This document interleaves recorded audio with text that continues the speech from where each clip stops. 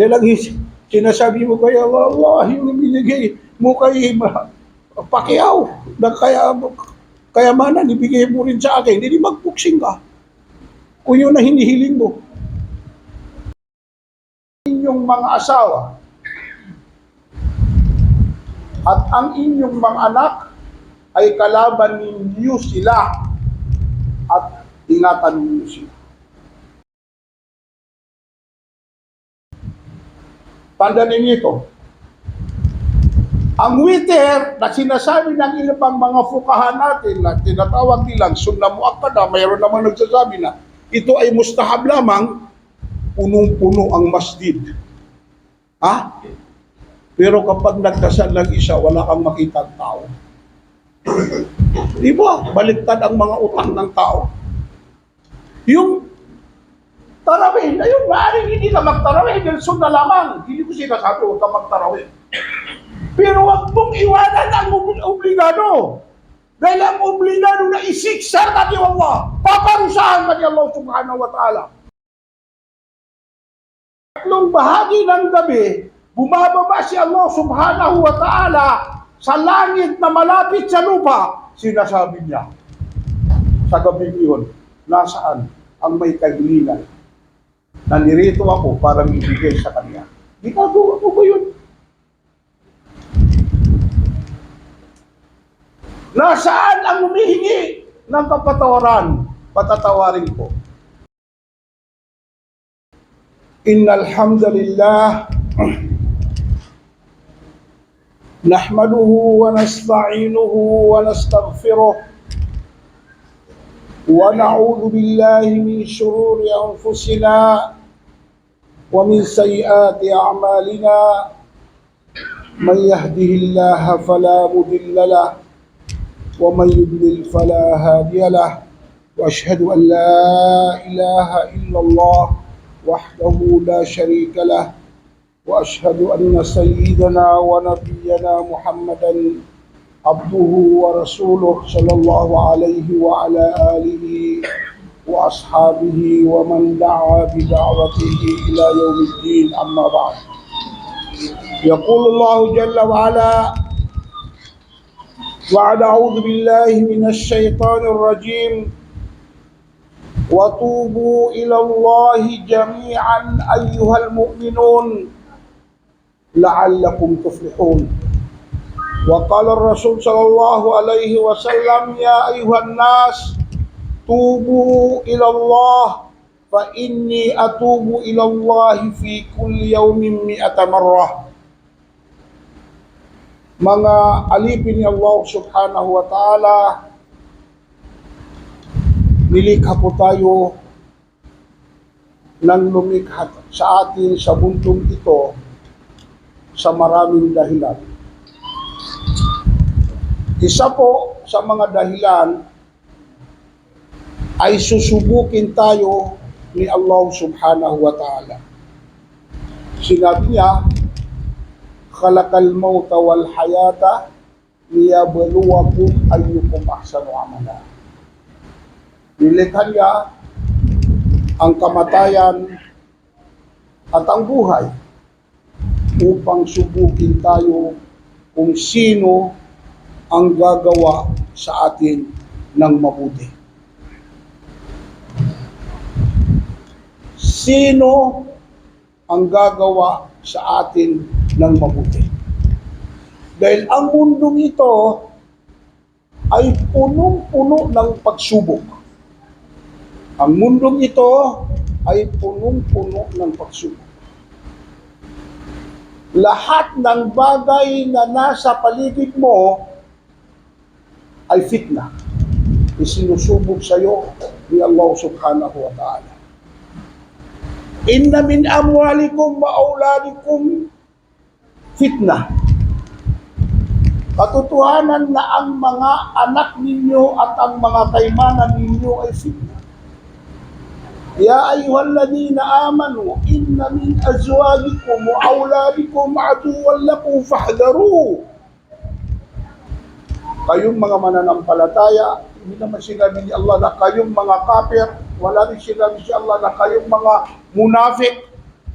Ngunit ang sinabi ni Allah, kayong mga mananampalataya, katotohanan na ang inyong mga asawa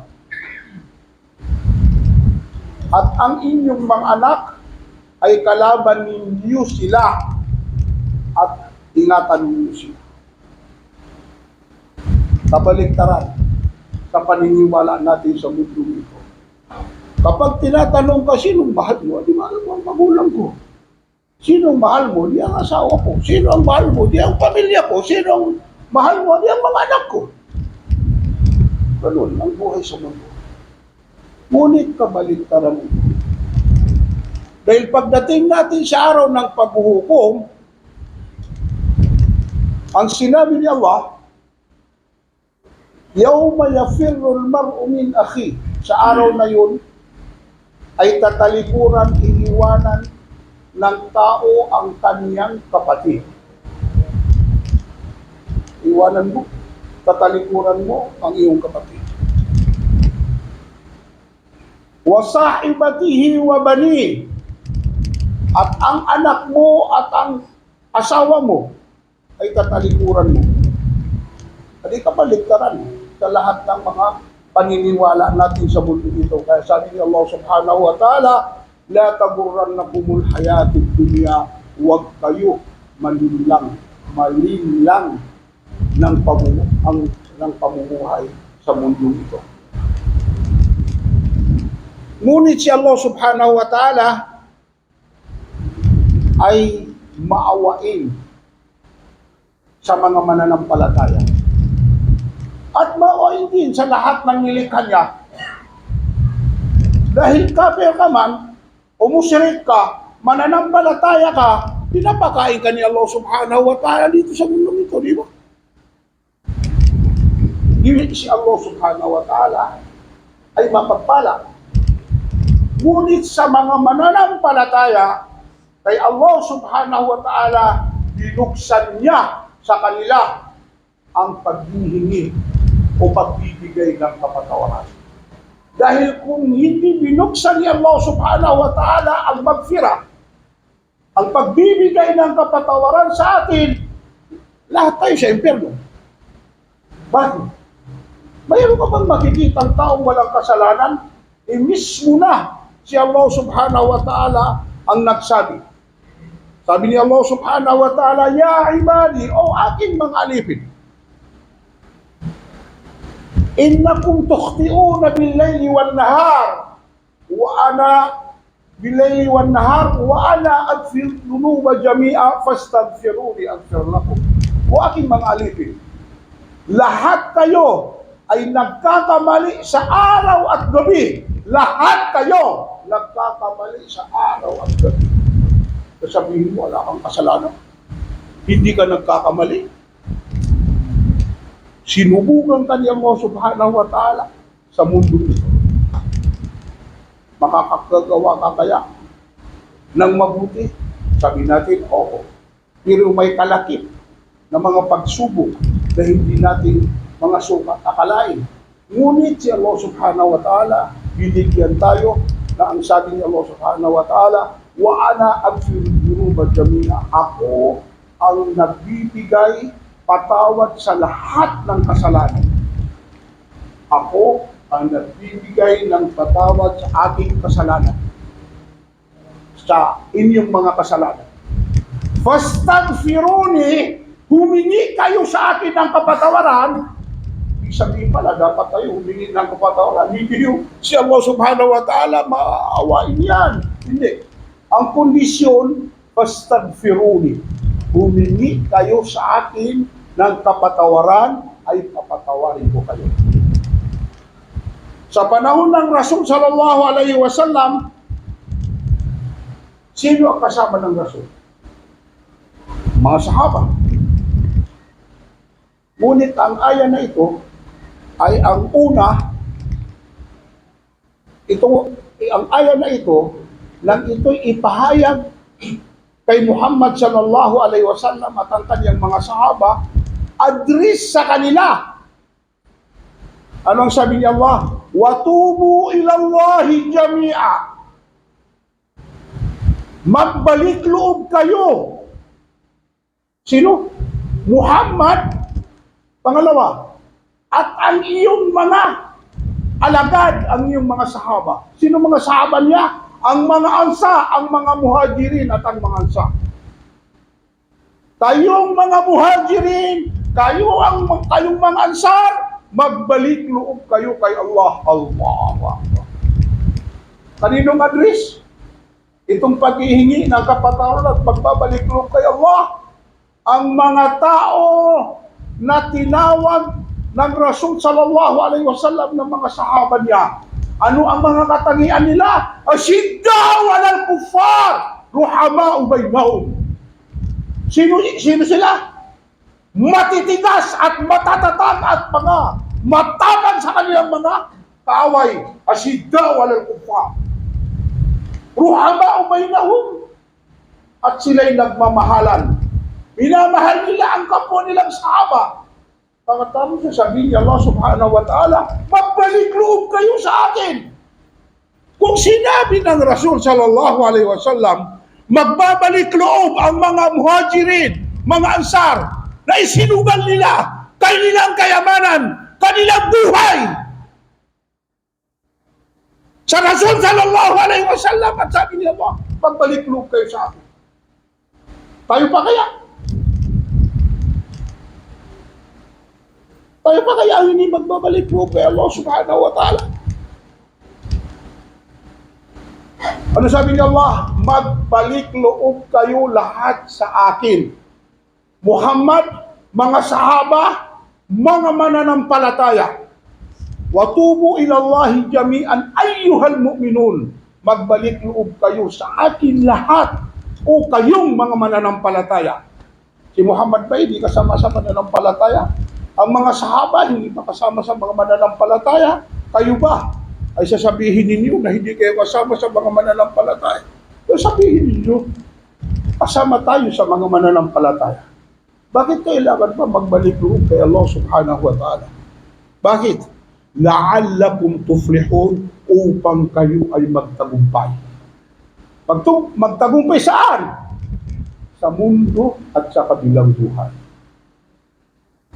Nang ito ibaba, ipahayag kaya sa Rasul sallallahu alaihi wasallam at ang mga sahaba. Nagtagumpay ba sila?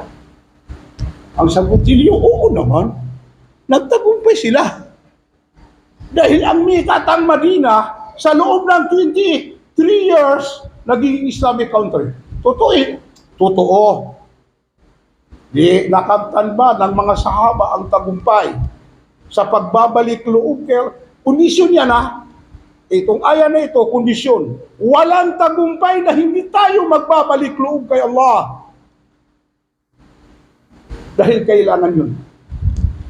Inobliga ang dasal. Inobliga ang 6 na haligi ng Islam. Pero may mga bagay na inobliga sa atin na hindi natin napapansin. Tulad ng pagbabalik loob kay Allah subhanahu wa ta'ala. Ano ang sabi ni Muhammad sallallahu alaihi wasallam? Ya ayuhan nas, kayong mga tao, tubu ilallah, magbalik loob kayo kay Allah. Fa inni atubu ilallah. Sabi ni Muhammad, ako ay nagbabalik loob kay Allah. Nang 100 bisi sa isang araw. Yun yun. Si Muhammad sallallahu alaihi wasallam. Na pinatawad siya kung may kasalanan siya. Gufira lahu ma taqaddama min dhanbihi wa ma ta'akhkhar. Yun ang katangian ng Rasul sallallahu alaihi wasallam. Na siya ay pinatawad ni Allah kung may kasalanan siya. Una o magiging huling kasalanan niya ay pinatawad ng siya ni Allah subhanahu wa ta'ala. Yun ang katangian ng Rasul sallallahu alaihi wasallam. Ngunit wala siyang kasalanan. Bakit siya nagbabalik loob kay Allah subhanahu wa ta'ala?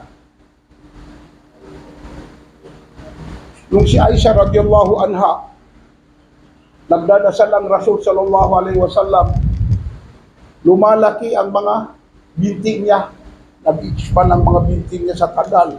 ng kanyang pagtayo. At nakakatulog siya isa pagising, nakatayo pa rin si Muhammad sallallahu alaihi wasallam. Nang ito'y tanungin, "Ya Rasulullah, kailangan pa ba yan?" Ibig sabihin, kailangan pa ba yan? Talang magsakripisyo ka. Halos buong gabi. Nakatayo ka, nagdadasal ka. Anong sabi ni Aisha radhiyallahu anhu? Hindi mo ba gusto an ako na abdan syakura, hindi mo ba gusto na maging isang alipin ni Allah subhanahu wa ta'ala, nagpapasalamat sa kanya? Anong pagpapasalamat ni Muhammad sallallahu alaihi wasallam? Isa, ang pagtayo sa mga dasal sa gabi. Kaya, ngayon,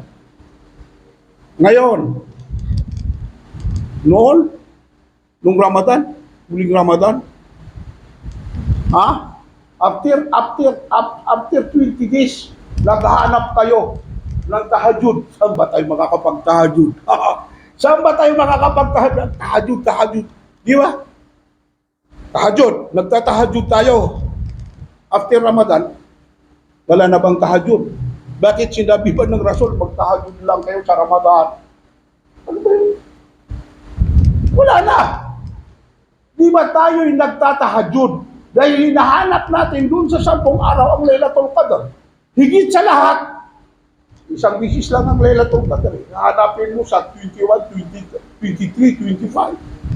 Pero ang pinaka-importante doon ay yung gabi, sa 3 bahagi ng gabi, bumababa si Allah subhanahu wa ta'ala sa langit na malapit sa lupa. Sinasabi niya, sa gabi iyon, nasaan ang may kahilingan? Nanirito ako para ibigay sa kanya. Ginagawa ko ba yun? Nasaan ang humihingi ng kapatawaran? Patatawarin ko. Hindi kaya ang nakaharap sa langit ay ang puwit mo? Dahil nawala na ang Ramadan. Ang tawag sa atin ay makaramadan. Bakit? Tandaan ninyo ito. Ang witr na sinasabi ng ilang mga fuqaha natin na tinatawag nilang sunnah muakkada, mayroon naman nagsasabi na ito ay mustahab lamang, punong-puno ang masjid. Pero kapag nagdasal lang isa, wala kang makita ang tao. Di ba? Baliktad ang mga utang ng tao. Yung tarawih, na yung maaaring hindi ka magtarawih, dahil sunnah lamang. Hindi ko sinasabi, huwag ka magtarawih. Pero wag mong iwanan ang obligado. Dahil ang obligado na isiksa ka ni Allah, paparusahan ka ni Allah subhanahu wa ta'ala. Kaya, ang tawag sa atin ay makaramadan. Bakit ang Rasul sallallahu alaihi wasallam ay humihingi ng kapatawaran? Dahil ang paghihingi ng kapatawaran ay dua. Ang dua, ang panalangin ay pagsamba. Ang panalangin ay pagsamba. May sinabi pa ng Rasul sallallahu alaihi wasallam, mukhul ibadah, utak ng pagsamba ang panalangin. Ang Rasul sallallahu alaihi wasallam nananalangin siya at humihingi ng kapatawaran dahil ang paghihingi ng kapatawaran ay pagsamba kay Allah subhanahu wa ta'ala. Pangalawa, humihingi ang Rasul sallallahu alaihi wasallam ng kapatawaran upang mas maitaas ang ibinibigay ni Allah subhanahu wa ta'ala antas sa kanya ni Allah subhanahu wa ta'ala. Ang daraja na binibigay ni Allah subhanahu wa ta'ala sa kanya ay para tumaas pa. Pangatlo, turo niya sa atin na mga umman niya na humingi tayo ng kapatawaran kay Allah subhanahu wa ta'ala. Sabi ni Muhammad sallallahu alaihi wasallam, "Walladhi nafsi biyadihi," isinusumpa ko sa nagmamayari sa aking sarili, siya si Allah. "Law lam tuznibu ladhahaba Allahu bikum." Kung hindi kayo magkakasala, papakawalaan kayo ni Allah subhanahu wa ta'ala. Oy, Ang hadis na hindi ko sinabi, dapat magkasala tayo, lumabas tayo dyan para tayo magkasala. Hindi. Hindi ito ang ibig sabihin nito. Ang ibig sabihin nito ay si Allah subhanahu wa ta'ala ay mapatawarin at mahal na mahal niya ang mga taong nagbabalik loob sa Kanya. Kung hindi kayo magkakasala, pabawalaan kayo ni Allah subhanahu wa ta'ala. Ano sinabi? Wala ja'a biqaumin yuzibun. Papalitan niya kayo ng mga taong nagkakasala. Fayastaghfiruna Allah fayaghfir lahum, na sila'y humihingi kay Allah ng kapatawaran at pinapatawad sila ni Allah subhanahu wa ta'ala. Yun ang gusto ni Allah. Sabi ni Muhammad sallallahu alaihi wasallam, lillahi ashaddu farhan bi taubati abdihi hina yatubu ilayhi. Si Allah subhanahu wa ta'ala ay masayang-masaya habang nagbabalik loob sa Kanya ang Kanyang alipin. Hindi mo gusto sumaya? Si Allah subhanahu wa ta'ala nang nababagay sa Kanyang pagsaya, hindi tulad ng kasiyahan natin na lundag tayo. Ibig sabihin, si Allah subhanahu wa ta'ala ay sumasaya nang nababagay sa Kanyang pagsasaya. Hindi mo gusto yun? Napapasaya mo si Allah subhanahu wa ta'ala sa pagbabalik loob mo sa Kanya.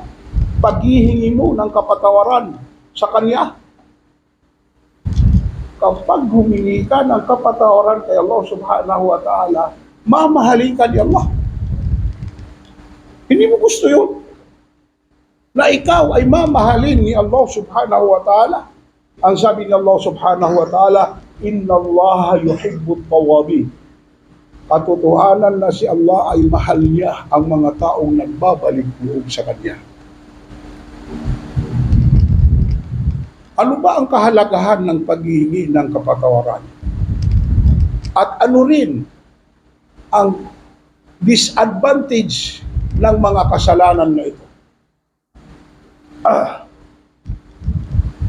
Si Musa alayhis salam sa panahon niya, hindi na umuulan. Wala nang ulan. Kaya sabi ng mga tao, Musa, lumabas ka. Humingi ka ng ulan. Humingi ng ulan si Musa alayhis salam. Sabi ni Allah subhanahu wa ta'ala, palabasin mo ang mga tauhan mo hanggang lumabas ang mga tao. Nang umabot, sabi ng mga historian, umabot ang kanilang bilang ng 70,000 at isinama na nila ang kanilang mga hayop dahil walang ulan. Nakita ni Musa ang langit na madilim, nangangahulugan parang uulan. Humingi, itinaas ni Musa alayhis salam. Dahil sabi ng mga tauhan niya, wa anta kalimullah. Di ba ikaw ay kinakausap mo si Allah? Eh, bakit hindi ka humingi? Kausapin mo, mamamatay tayo, walang ulan. Itinaas ni Musa alayhis salam ang kanyang kamay. Humingi kay Allah subhanahu wa ta'ala na paulanin ni Allah subhanahu wa ta'ala. Ang nangyari, nawala yung dilim. Sabi ni Musa, Ya Allah, hindi ko nakasanayan ito dahil kapag ako'y may hiniling sa iyo ay ibinibigay mo sa akin kaagad. Anong nangyari? Akala ko uulan na. Sabi ni Allah, Musa, may isang lalaki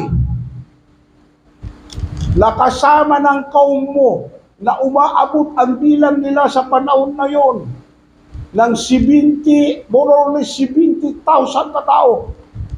Na yang tao na yan ay sa loob ng 40 years, wala nang ginawa kundi suwain niya ako. Palabasin mo dahil hindi ko papaulanin kapag hindi mo pinalabas. Umalis siya dyan sa mga kaum mo. Sabi ni Musa, paano ko mapapalis? Hindi ko naman alam. Manawagan ka. Sabi ni Musa, paano ako mananawagan sa 70,000 katao? Sabi ni Allah subhanahu wa ta'ala, magsalita ka at ipaparating namin. Sumigaw si Musa, "O ikaw na tao, na 40 years ay wala ka nang ginawa na pagsunod kay Allah, kundi pagsuway lamang ang ginagawa mo. Lumabas ka, mamamatay ang mga tao. Hindi na pauulanin ni Allah subhanahu wa ta'ala kapag hindi ka lumabas." Narinig ng mga tao. Natanto ng lalaki na siya yun dahil alam niya. Di ba? Kapag umutot ang grupo at walang tunog, alam na alam ng umutot na siya ang umutot. Di ba? Sabi yung lalaki, ako nga ang tinatawag nila. Tinawag na naman muli ng Musa alayhis salam. Sabi niya, mahirap ito. Kasi kapag ako'y lumabas, sisisihin ako ng mga tao. Ikaw pala ang makasalanan. Bakit nandito ka sa aming grupo o aming bayan? Baka patayin pa nila ako. Sabi ni Musa, paano ito mga? Ay, walang lumalabas. Nanawagan na naman ng pangatlo. Ang ginawa ng lalaki, sabi niya, ako na nga. Kinuha na yung damit niya, di ba may abaag, jilbab. Kapag naka-kandura, naka-saw, ang mga sinauna noon, may parang jacket din sila. Yung parang jacket, inilagay niya dito sa mukha niya. Para sabi niya, hindi na ako makilala. Sabi niya, umiyak, Ya Allah, hindi mo ako pinahiya sa loob ng 40 years na hindi ako sumunod sa iyo. Ngayon mo pa ako papahiyain sa mga tao. Ya Allah, patawarin mo ako. Patawarin mo ako sa loob ng 40 years. Tinanggap ni Allah subhanahu wa ta'ala ang paghihingi niya ng kapatawaran. Umulan. Sabi mo, ano bang nangyari? Wala namang lumabas. Ya Allah, ano bang nangyari? Sinabi mo, palalabasin yung ano. Sabi niya, Musa, hindi ko pinapaulan dahil yung dahilan na gumawa ng 40 years ng kasamaan, siya rin ang dahilan kung bakit ko pinaulan. Sabi niya, bakit? Sabi niya, humingi sa akin ng kapatawaran. 40 years. Humingi sa akin ng kapatawaran. Sabi ni Musa alayhis salam, Ya Allah, pwede ko bang makita at makilala dahil pinatawad mo naman? Sabi ni Allah, kung hindi ko siya pinahiya sa loob ng 40 years, ngayon ko pa kaya papahiyain na siya ay humingi sa akin ng kapatawaran? Ganon si Allah. Ganon si Allah. Ganon ang pagmamahal ni Allah subhanahu wa ta'ala sa mga tao. At ipinangako ni Allah sa atin. Sabi ni Allah, Kul li'ibadi alladhina asrafu ala anfusihim la taqnatu min rahmatillah illa Allah yaghfiru dhunuba jami'an. Muhammad, sabihin mo sa mga alipin ko na gumawa ng sobrang na kasalanan. Huwag sila mawalaan ng pag-asa sa aking awa.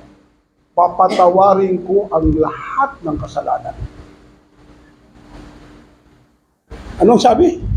Papatawarin ni Allah ang lahat ng kasalanan.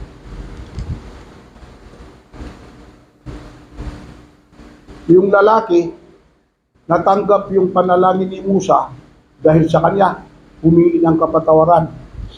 Ganun kaimportante ang paghihingi ng kapatawaran kay Allah subhanahu wa ta'ala.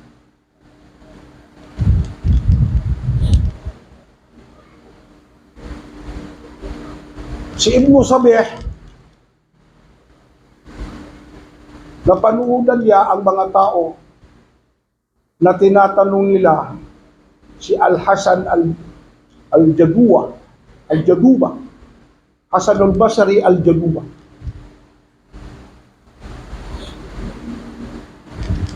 Dumating yung mga tao kasi kilala si Al-Hasan Al-Basri na isa sa mga tanyag na mga ulama sa panahon niya sa Iraq.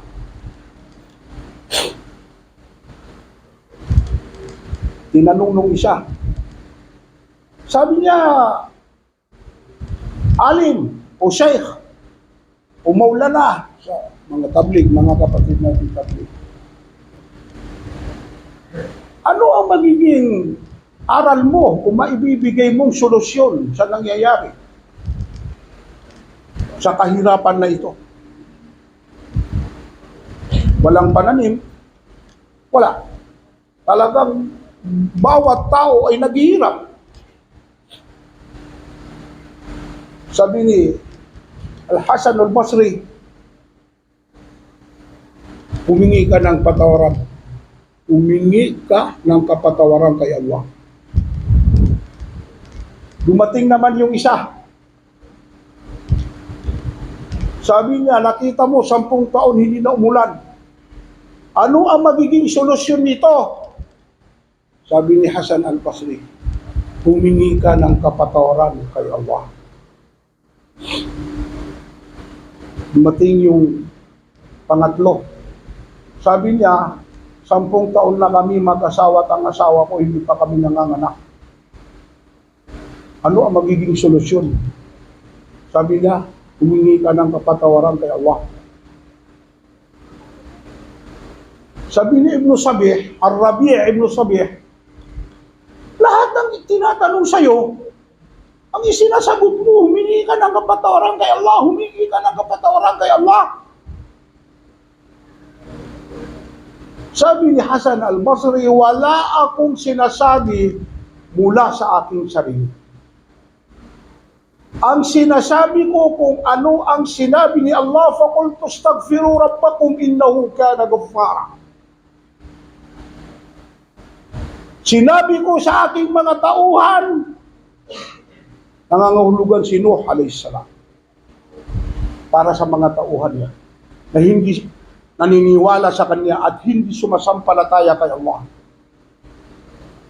Sinabi ko sa kanila, humingi kayo ng kapatawaran kay Allah. Innahu kana ghaffara, dahil si Allah ay mapatawarin.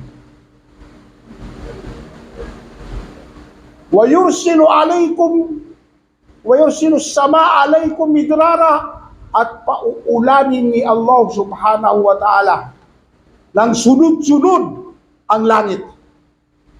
Wa yumdidkum bi amwalin wa banin, bubuksan niya sa inyo ang kayamanan, mga maranaw, mga tausong Maguindanao, mga Muslim. Wa yumdidkum bi amwalin wa banin, bubuksan niya. Uy, wallahi hindi ako sinungaling, isinisigaw ko ito dahil si Allah ang nagsasabi. Kapag hindi ka maniwala, bahala ka. Mamatay ka na dyan sa mga, mamamatay na tayo dito sa mga tindahan natin.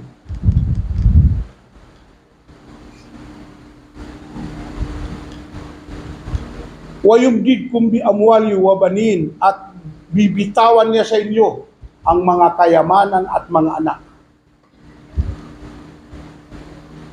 At bibigyan na kayo ng mga hardin, at bibigyan rin kayo ni Allah subhanahu wa ta'ala ng mga ilog. Lahat ng problema ninyo, idaan ninyo sa paghihingi ng kapatawaran kay Allah. Lagi ko sinasabi na, kapag may problema ang pamilya, kapag sinabi ko, humingi ka ng kapatawaran kay Allah, minsan ang isang pamilya ko sabi na, ikaw, puro ka na lang kapatawaran. Siguro ikaw ang may kasalanan, ikaw ang humingi ng kapatawaran. Sinabi ni Allah na tukhti'una bil-laili wan nahar, kayo ay nagkakamali sa araw at gabi. Hindi ka humihingi ng kapatawaran, lumabas ka dyan, halos nakabikini ang mga babae. Kapag napansin ng mata mo, sabi mo hindi nakasala ang mata mo. Sabi ni Muhammad sallallahu alaihi wasallam, sapat na sa mata na nakikiapid kapag ito'y itinitingin niya sa hindi nararapat sa kanyang tingnan. Hindi kasalanan yun!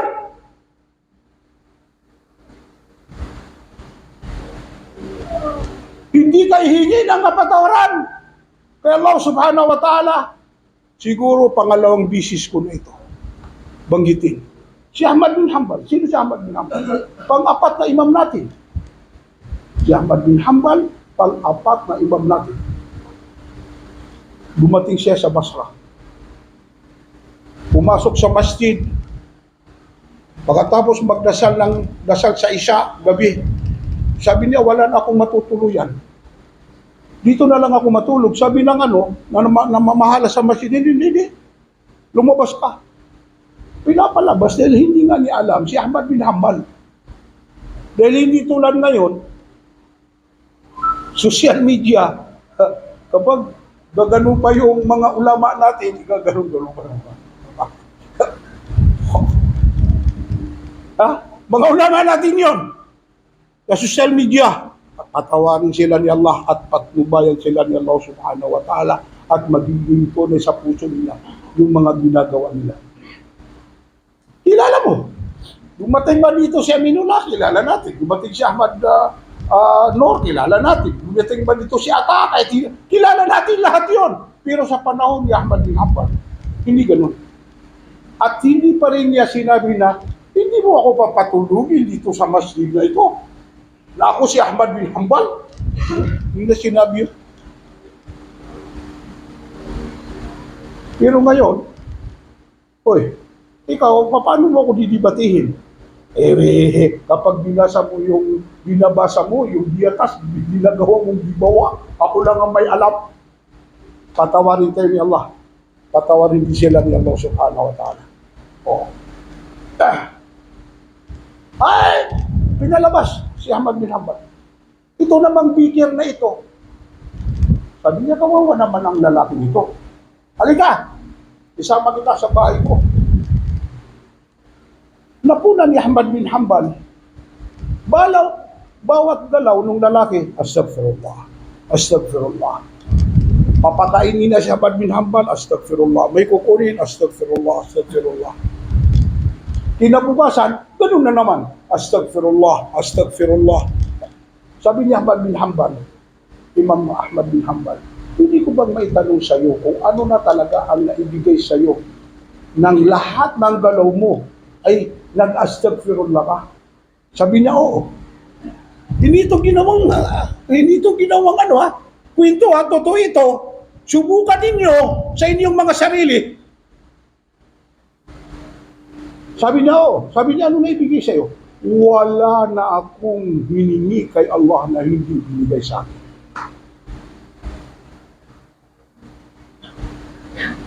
Ilan ang hiningi mo kaya lang na binigay niya sa iyo? Siguro hindi binibigay sa iyo dahil hindi ka rin marunong humingi. Dahil ang sinasabi mo kay Allah, yung binigay mo kay Pacquiao, na kayamanan, ibigay mo rin sa akin, hindi magpuksing ka. Kung yun na hinihiling mo. Lahat, sabi niya, nang hiningi ko kay Allah, ibinigay sa akin. Maliban lamang sa isa. Ano yun? Hindi ko ba malaman? Oo. Makita ko si Ahmad bin Hanbal ng personal. Si Ahmad bin Hanbal yun. Si Ahmad bin Hanbal yun. Ibig sabihin, ibinigay na ni Allah ang lahat ng hiningi ng lalaking yun sa kanya. Saan? Sa pamamagitan ng paghihingi ng pagbabalik loob kay Allah subhanahu wa ta'ala. Bakit ba kailangan ni Allah subhanahu wa ta'ala magbabalik loob tayo sa Kanya? Gusto ni Allah magiging malinis ka, magiging banal ka. Ayaw mo yun!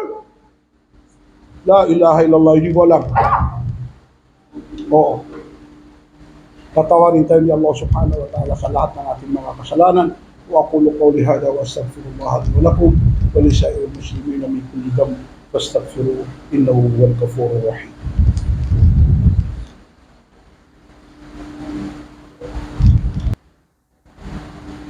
Alhamdulillah wassalatu wassalamu ala rasulillah wa ala alihi wa ashabihi ajma'in wa ba'd.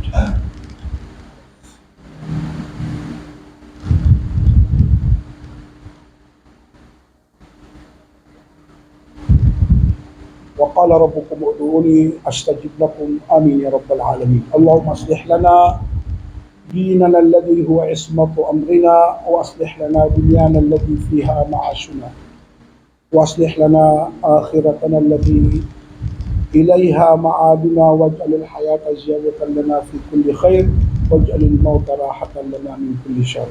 اللهم لا تدع لنا ذنبا الا غفرته ولا هما إلا فرجته ولا دينا إلا قضيته ولا حاجة من حوائج الدنيا والآخرة إلا قضيتها يا أرحم الراحمين. اللهم يا مقلب القلوب ثبت قلوبنا على دينك.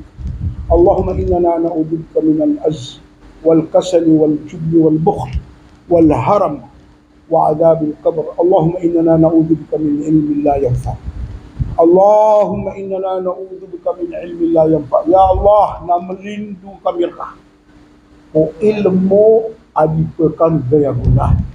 Ya Allah, kami ay nagpapakupkup sa iyo sa kaalaman na walang maibibigay na halaga sa amin. Wa min qalbin la yakhsha, at kami ay nagpapakupkup sa iyo mula sa puso na hindi natatakot sa iyo. Wa min nafsin la tashba, at ang sariling hindi napupuno na sakim. Wa min da'wati la yustajaba laha, at kami ay nagpapakupkup sa iyo mula sa mga panalangin na hindi mo tinatanggap. Ya Allah. Allahumma innana nas'aluka al-huda wat-tuqa wal-afafa wal-ghina. Allahumma ighfir lana wa liwalidina wa li jami'il muslimina wal muslimat wal mu'minina wal mu'minat الأحياء منهم والأموات برحمتك يا أرحم الراحمين. اللهم أعز الإسلام والمسلمين وأذل الشرك والمشركين ودمر أعداء الدين يا رب العالمين. ربنا آتنا في الدنيا حسنة وفي الآخرة حسنة وقنا عذاب النار. وصلى الله على سيدنا محمد وعلى آله وصحبه وسلم وأقيموا الصلاة.